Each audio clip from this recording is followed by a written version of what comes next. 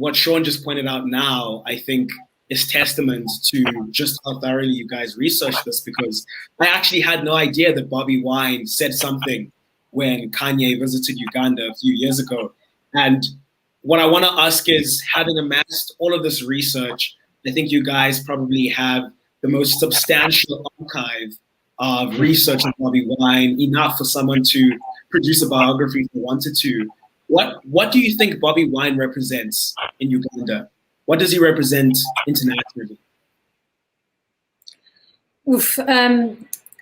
Big question, yeah. Yeah, it's a very big question. I think that answer changes to who you ask it. So I won't try and speak on anyone's behalf except mine, but I'll tell you what Bobi Wine means to me. Bobi Wine, for me, although an international figure, is a voice of youth, is a voice of speaking truth to power, is being relentless in your effort and using your craft, in his case, music, for social justice and what you believe is the right path to take forward, and being absolutely relentless and determined in that cause and in that journey. And I personally have felt so inspired in that, and I hope that other people try and use their crafts for what they believe is good and just.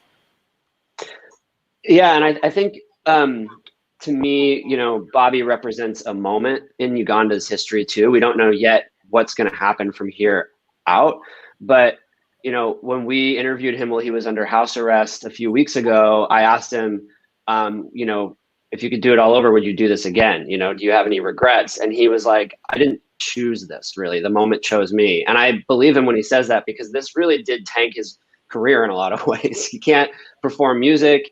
He can't make money in the ways that he used to. And in fact, many of the people around him who are musicians who have now become a part of his campaign and his political infrastructure also can't make music or play shows.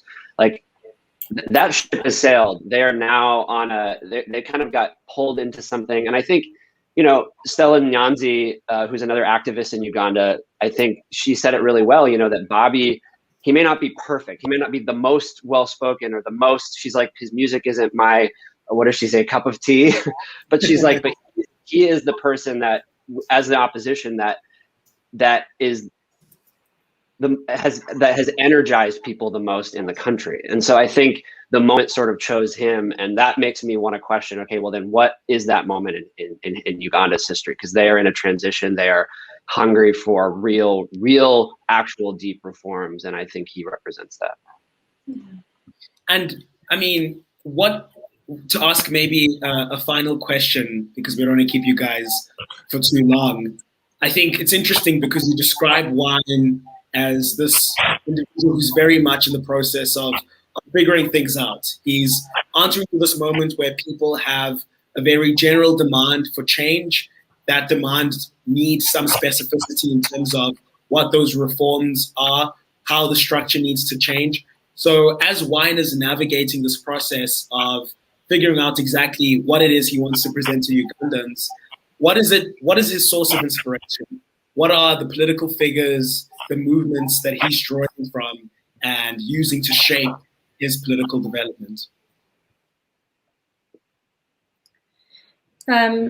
Yeah, I can speak a little bit about it, but in our final episode, in episode 8, I think you'll hear a little bit about that. I mean, when we interviewed Bobi, he says a lot of things. Previous musicians like Fela Kuti, who we bring up often in the podcast, Bob Marley, other artists that have used their music for change in their own countries.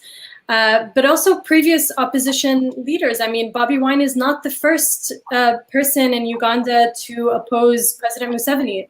One of the biggest known and probably, still to this day, biggest opposition figure in Uganda is Dr. Kizza Besigye, and he has been, running against Museveni for many, many years, way before Bobi Wine. So I think Bobi would say that a figure like Dr. Besigye also inspired him. I don't know. What do you think? That's a good answer. That is a good answer. Well, and I guess I would. So those comparisons I think are right to make, and then I would also want to just add a little bit of a distinction, because Bobi has done something that is actually fairly unique compared to Buju Banton, Fela Kuti, and Bob Marley, in that he's really entered the political arena in a way that seemed. It's hard to deny as legitimate. He's been willing to play the game, and really, he ran a campaign and won in a by-election and became a parliamentarian, entered parliament, and was able to sort of coalesce the minority opposition in parliament. But he also then went all over the country and campaigned on behalf in elections across the country on behalf of other candidates to try and bolster the opposition. And even though he has officially lost the most recent presidential election, the opposition gained a ton of seats in parliament. So, that's one of the ways in which I think he's unique. He's drawn from Fela Kuti in how he's used his music and his activism and merged the two. He's also, Fela definitely engaged with body politic in a very real way, but Bobi, I think, has taken it to a whole another extreme in a way that's very interesting.